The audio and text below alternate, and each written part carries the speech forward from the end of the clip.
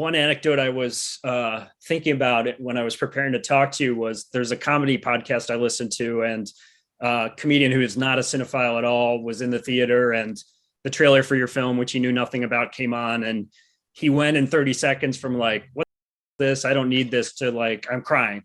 And it kind of struck me watching the film too. There's something sort of embedded in the character where there's like, the best I can say is maybe the visual simplicity with the emotional complexity or directness that just like immediately catches people. Is that I guess the question is that how you read the character, or what have you noticed in people's sort of immediate reaction to Marcel? I mean, I love the fact that the bar is sort of so low for an emotionally powerful thing, because everyone's picturing like, oh yeah, I loved those 3-minute silly talking shell videos. And then my hope was always that those people were completely blindsided by how just emotionally wrecked they walk out of the theater. But I think that, I've like had so much time, literally like 10 years to think about this, because it was so clear from the first, I made the first Marcel to screen at a friend's stand-up comedy show. And it was so clear just from that first screening in like a bar that with the most sort of like arms crossed judgmental art crowd, that it really made people feel connected to him, and they were all sort of reduced to goofy smiles. And so I've thought a lot about this, and I think that part of what Marcel gets to, at least in me, or what is often moving to me about him, is that everybody can relate to feeling like you live in a world that you weren't made for. We all know that feeling from being a child when you're literally like too small for everything. And then I think a lot of us probably also grow up and feel like, hey, I still feel like I'm in this world that wasn't made for me. It's just for different reasons. And Marcel is relatable and inspiring because he doesn't really, even though this world is so outsized to him, it doesn't really slow him down. He doesn't see, when he has an obstacle thrown at him, he doesn't see the impossibility. He just is sort of like, another thing I'll have to find a way around or over, just like, and it's not personal. It's just, this is the next obstacle in an endless string of obstacles that is my life. And he doesn't change how confident he is about himself, or he never feels small. Can you talk a bit about scaling up, and how you got from showing it in a bar to viral sensation to A24 feature film we're all watching today? So it started very inauspicious beginnings at that bar show, and the only reason I put it online was because an audience member, sort of on my way out, was like, hey, will you put that on the internet? I'd really like to show it to my grandmother. And so I was like, okay, yeah. And then it immediately like took off on YouTube. And in terms of, it's been a very long journey to bring to expand his world into this feature film. But I think it took a long time because I was very green as a director. This thing was massively viral, but every studio that we met with kind of wanted to take the character and really was seeing like the potential marketability of the character as like a new Minions or something. And sorry.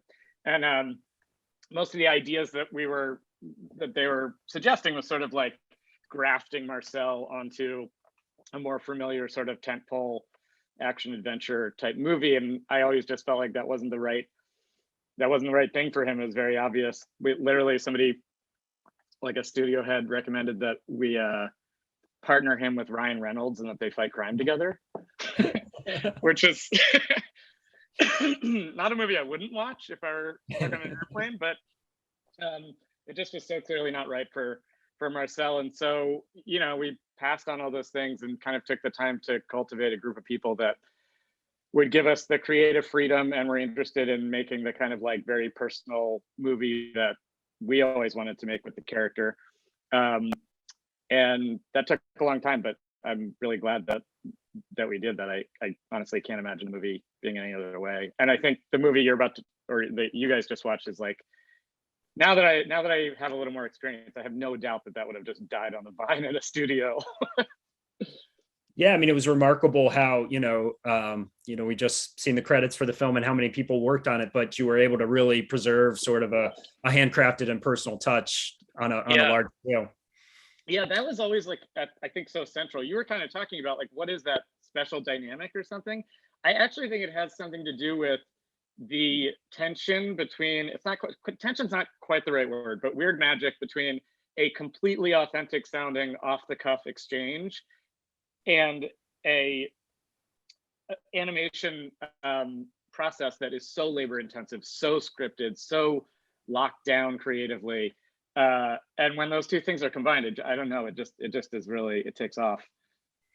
That was really my next question, which was it, and I guess you answered it, but it feels like the core of the film was, these sort of spontaneous interviews that the animation was built around, particularly your laughter and reaction to Marcel feels real so many times. And I take it that is how you built the film.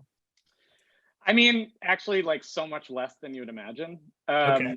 There certainly was a, it's all technically written, and we did have a screenplay, but we would do, so over the course of, I guess, about 2.5 years, Nick Paley, my co-writer, and I were writing the screenplay, and then we would basically come to a stopping point and say, okay, we think it's time to record more. And so we started with like a couple days of recording with Jenny, and kind of edited that down to like its gems, built scenes around it. Then we would write a path for the story based on what we liked about those recordings, or maybe certain lines or jokes or something would get incorporated into the draft. And then so ultimately we only recorded, I think, probably 10 days was the whole movie. But the writing and editing process was all designed to make it sound very spontaneous and documentary. What about working with your amazing cast like Isabella Rossellini and Nathan Fielder, for instance? Like, what are some things that they brought to their characters, or maybe brought out of Marcel that maybe perhaps you didn't even anticipate? Oh my God, great question. Okay, Isabel, I mean, part of what's beautiful about that process that I was just describing is there are stops built in for you to change a character and orient it better to suit the cast. So once we started bringing on people like Isabella and Nathan, like Nana Connie changed so much. Marcel was, at least partially formed already, and Jenny and I had done enough with the character that he didn't change quite as much. But with Isabella, for example, that character was very different before we cast her, and I love where it ended up, and it couldn't have ended up by casting anyone else. She sort of is like Isabella is, she kind of doesn't suffer any fools. She's whimsical, but she's also like very practical. She has this sort of like I don't know, kind of wizened mama bear vibe to her. And she feels like I knew it was going to work because it felt like she was such a ballast to Marcel, who's going through all this turmoil. And then also like all of her gardening and her connection to nature and everything, and her curiosity is all like truly classic Isabella. She's like, she literally lives on a farm. Some of the B-roll where I'm like, she's talking to me about like a strawberry, you just kind of hear it woven throughout, but like some of that is literally just me rolling while she tells me about the different parts of her farm. Wow. That she lives on. And so much of that character came from us writing around what we found so charming and cool about Isabella as a person. And I love it because I don't think she's been cast in a role like that before. Like people see her as, either her famous mom's daughter or this model, or, all the other roles that she's played in life. And this one I think is probably closest to her personality. And then people like Nathan Fielder and Andy Richter plays Marcel's dad briefly. Those were all so fun because we had been making this movie in a vacuum for so long that suddenly seeing Marcel have to interact with someone other than Nana Connie or me was like so delightful. And for example, like I have worked with Nathan a little bit before and stuff, but I did not anticipate that he is like somehow the diametric opposite energetically of Jenny. And when you put them together in a scene, it's like the funniest thing in the world. I was like, it's such a shame that that's only in the movie for like 10 seconds, because that could support a whole spin-off to me. And yeah, seeing the things that I don't think Jenny or I really knew, like what were the things that would really kind of trigger Marcel or set him off or make him, frustrated, like when we started recording with other people. Awesome. Another thing that for me added a lot of depth and dimension to the film was the music. It's not every family friendly film that has like ambient Japanese music from the 80s. Unless you're watching an 80s Japanese music. So yeah, can you talk a little bit about the original score and some of the music you licensed? Yeah, the score was a collaboration with Rich Vreeland, who goes by the name Disaster Piece, and he's done a lot of other incredible scores before. I think he's such a genius, and he almost never he just says no to any project that's a repeat of what he's done before. So like he did the score for It Follows, and then Stranger Things came knocking, and he's like, no. But he's so incredible, and It Follows is such a different score from this one. But he really is just like a musical prodigy, and he can pick up any kind of references that you send his way. But the Japanese ambient stuff was in there from kind of the very beginning, like the first animatics that I was doing. I think I was just feeling sort of very, very connected to nature when we were coming up with this story, and sort of the grieving process and the role that it plays in cycles of nature. And those ambient Japanese scores or albums are so cyclical, I find, and like very. We talked about this with Rich, or I talked about this with Rich, which is sort of like it almost. Some parts of this movie you just want a cyclical thing, a rhythm or a pattern to repeat and maybe morph slowly over time. And that was just a instinctual thing, but now that it's finished, I can see like, oh yeah, that's also what the movie's about, essentially. Mm-hmm. I first got to know you with a very different project, Fraud, your other feature, which is, tonally very different and, a little transgressive in its assemblage of this found footage. In the timeline, were there times where you were toggling between these two projects, and how were you able to keep those lobes of your brain separate? Yeah, that is a very different movie. I'm still working on what the connection between the two is. I don't know if it was overlap. It must have been, I guess. I was probably finishing Fraud when we were, at least by the time we were looking for financiers and stuff. But I actually think it wasn't that much of a different speed or gear in my brain, because I think both are sort of like playing with like we were talking about, sort of the veneer of documentary, of like what it means to be authentic documentary and what that earns you with the audience. And how I think in Fraud, obviously I was sort of making a statement about how easily we're manipulated by the aesthetic of a quote unquote real documentary, and Marcel is not that much different, in the sense that I was still trying to preserve a documentary aesthetic or ape a documentary aesthetic. But in this case, the goal was it was being used to allow us to access kind of like really big emotional moments, even with a shell who has a googly eye and two shoes or whatever. Like, I think that if it's not grounded really, really securely in every way, if you at all sort of slip up and it doesn't feel like a real emotional revelation or a real character, or you don't take their stakes seriously, then I think a movie with such a big emotional ambition comes off as being really alienating and cloying and disingenuous. Yeah. So which one of you grew up with a 60 Minutes obsession, you or Jenny? I don't think either of us did, but that is so funny. It just worked out. I mean, it was so funny. That was like, it was always Leslie Stahl and it was always 60 Minutes. But it was truly just like a, funny idea that we loved. But it also made sense because I think we were thinking about who would that character of Nanakani be obsessed with as like a real icon.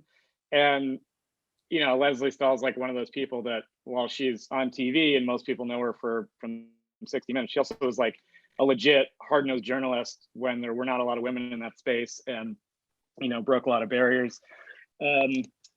But I mean, we just got, it was sheer luck that our producer Liz Holm happened to have a friend whose mom worked at 60 Minutes, and so we were able to have some conversations and then get to get it in front of Leslie, and then they were like so helpful. Like that crew that comes in is some of the real crew that shoots Leslie's interviews, and they filmed the intro for us. That like on that like psych where she's delivering her intro, that's her real setup for that. And yeah, awesome. So people who've seen and enjoyed this movie, I mean, two questions. One, what's next for you and Marcel? And two, if people weren't familiar previously, can they still go back and watch some of the original shorts?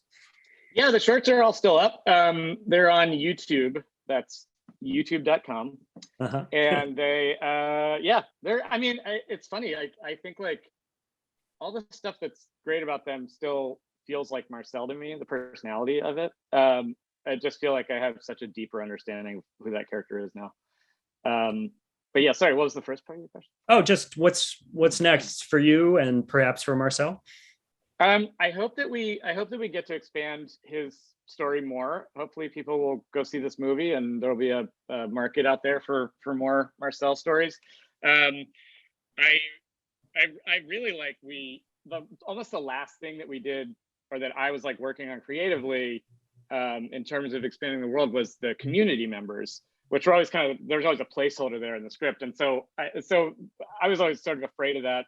I knew I didn't want them to like all be shells, but then it turned out so beautifully. And I grew to like love all these random characters that have almost no part in the movie, that I would love to make a TV show or something that explores like the wider community and has room for sort of smaller stories. Because I think with a feature, the hardest thing about making a feature out of a 3-minute YouTube video is that, there's an expectation for a larger story, and there's less room for just sort of like little wisps and ambient, more like prismatic storytelling, which I think a TV show would be great for.